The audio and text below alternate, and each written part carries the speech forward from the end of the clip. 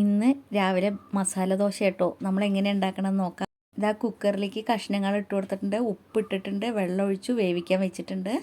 നമ്മളിത് അടുത്ത പാത്രത്തിൽ കുറച്ച് വെളിച്ചെണ്ണ ഒഴിച്ചു കൊടുത്തിട്ടുണ്ട്, ഉഴുന്ന് പരിപ്പ് ഇട്ട് കൊടുക്കുന്നുണ്ട്, കുറച്ച് നല്ല ജീരകം ഇട്ട് കൊടുക്കുന്നുണ്ട്. അത് രണ്ടും കൂടി പൊട്ടി വന്നതിന് ശേഷം നമ്മുടെ ഉള്ളിയും പച്ചമുളകും ഇഞ്ചിയൊക്കെ ഇട്ട് കൊടുക്കുന്നുണ്ട്. അത് നന്നായി വഴറ്റിയെടുക്കണം. ഇത് പൊട്ടി വന്നിട്ടുണ്ട് കേട്ടോ, ഇട്ട് കൊടുക്കട്ടെ. അത് നന്നായി ഉപ്പിട്ടിട്ട് നമ്മൾ വഴറ്റി കൊടുക്കണം. നന്നായി വഴണ്ടി വന്നതിന് ശേഷം നമ്മുടെ കുക്കർ ഇതാ ഇട്ടുണ്ട് കേട്ടോ, വേവിച്ചെടുക്കുന്നുണ്ട്.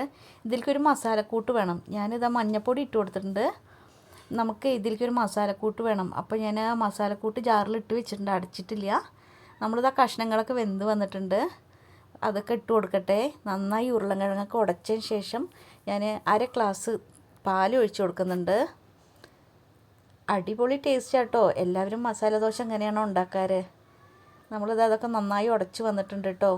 നമുക്ക് പാലൊഴിച്ച് കൊടുത്തിട്ട് ഒന്നങ്ങോട്ട് കുറുക്കി എടുക്കാണ്ട് കേട്ടോ.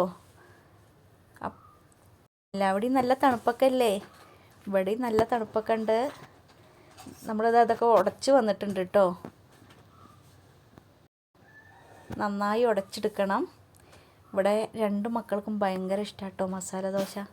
അപ്പം എന്തായാലും ഞായറാഴ്ചയൊക്കെ അല്ലേ നമുക്കിതാ അടുത്ത ഞാൻ ജാറിലേക്ക് ഉള്ളി തക്കാളി ഇട്ട് കൊടുത്തിട്ടുണ്ടായിരുന്നു, അത് അടിച്ച് വന്നിട്ടുണ്ട്. ഒരു പാത്രം വയ്ക്കുക, കുറച്ച് എണ്ണ ഒഴിച്ച് കൊടുക്കുക, എരിവിന് മുളക് പൊടി ഇട്ട് കൊടുക്കണം.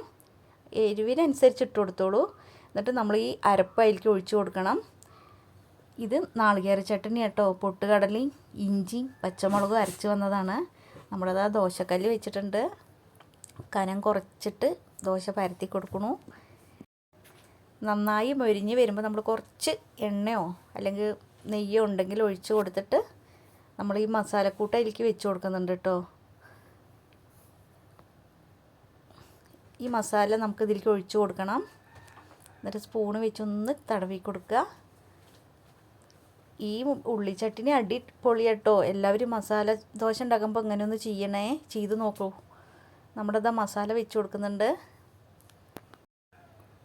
മസാലയൊക്കെ വെച്ച് എല്ലാവിടേക്കും ആക്കി കൊടുത്തതിന് ശേഷം നമ്മൾ ദോശക്കല്ലൊന്ന് എടുക്കണം. അടിപൊളി ദോശ കേട്ടോ, മസാല ദോശ.